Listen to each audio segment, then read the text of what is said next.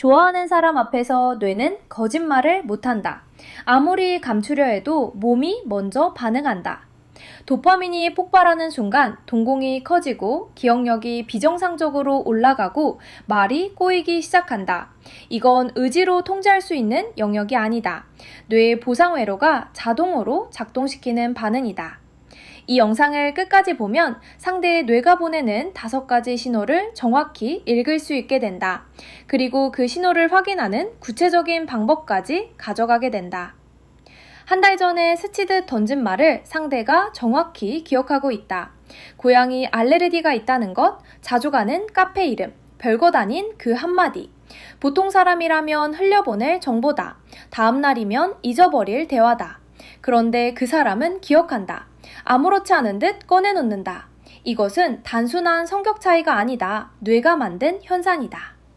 좋아하는 사람이 생기면 뇌의 보상회로, 복층 피계 영역과 미상액에서 도파민이 급격히 증가한다. 피셔 연구팀이 2005년 fMRI로 확인한 결과 호감 대상과 관련된 정보를 뇌는 고보상 자극으로 분류한다. 중요하지 않은 정보도 자동으로 우선순위가 올라간다. 도파민은 해마에서 기억의 접착제 역할을 한다. 단기 기억을 장기 기억으로 전환할 때 도파민 수용체가 자극되면서 기억 흔적이 단단하게 고착된다.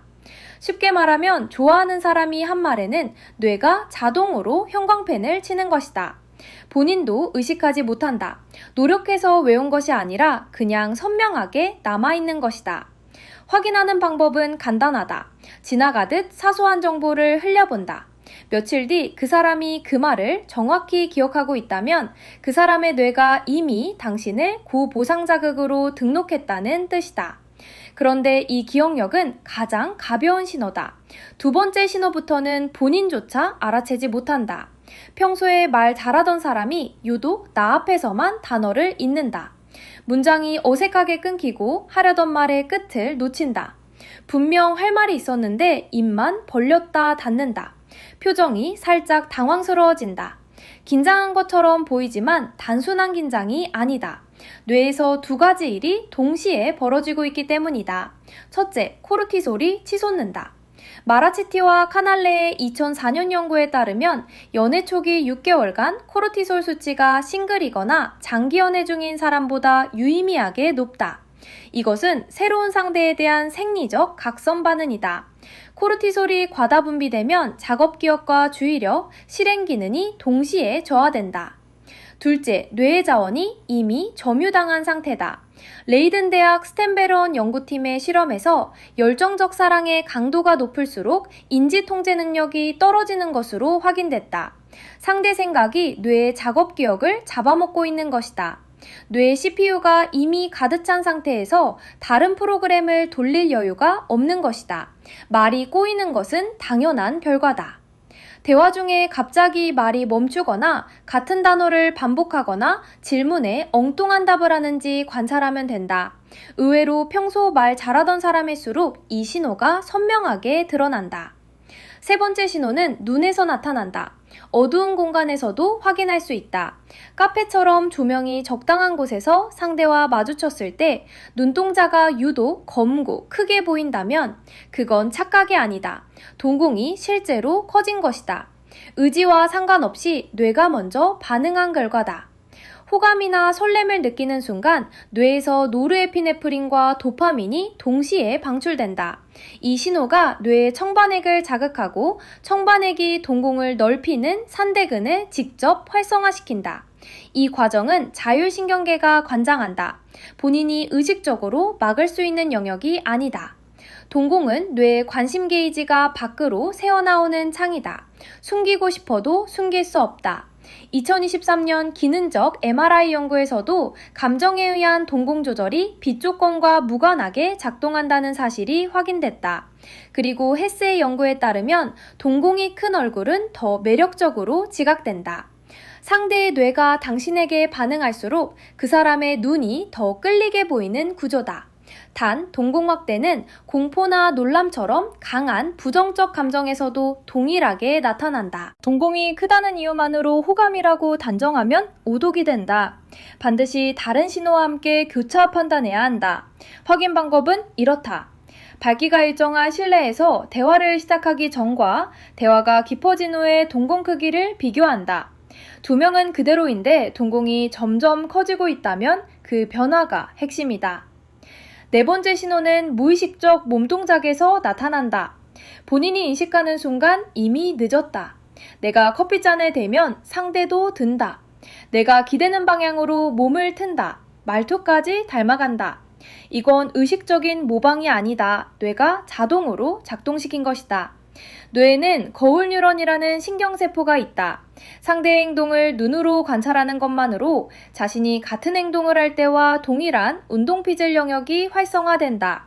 뇌 안에서 상대를 실시간으로 복사하는 시스템이 작동하는 것이다. 2009년 후로닝언 대학 연구에서 관찰자와 행위자의 거울 뉴런 시스템이 실시간으로 동기화된다는 사실이 확인됐다. 호감이 클수록 이 복사 속도는 빨라진다.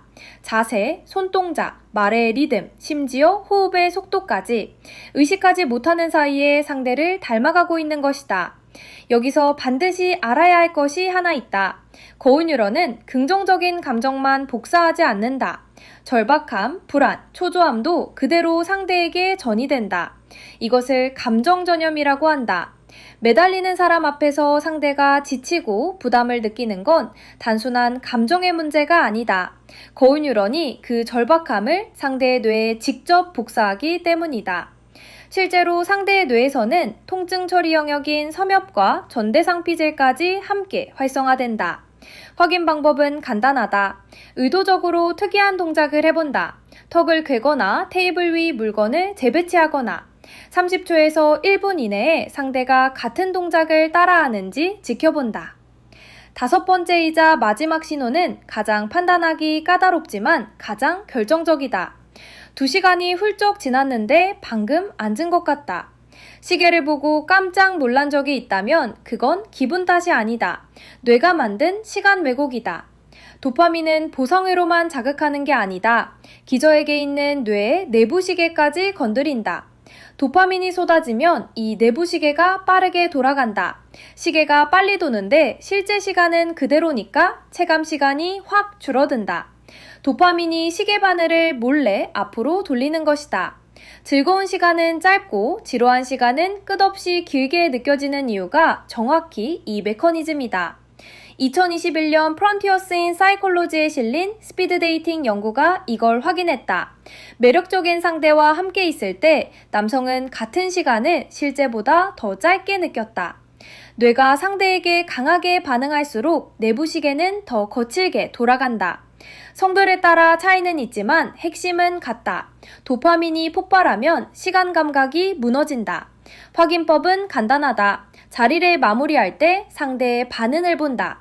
벌써? 라는 말, 아쉬워하는 표정, 헤어지는 타이밍을 늦추려는 행동, 그 반응이 나온다면 상대의 뇌도 시간을 잃어버린 것이다. 이제 5가지 신호를 모두 알게 됐다. 몇 개나 해당되는지 세어본다. 5가지를 다시 정리한다. 첫째, 별것 아닌 말을 정확히 기억한다.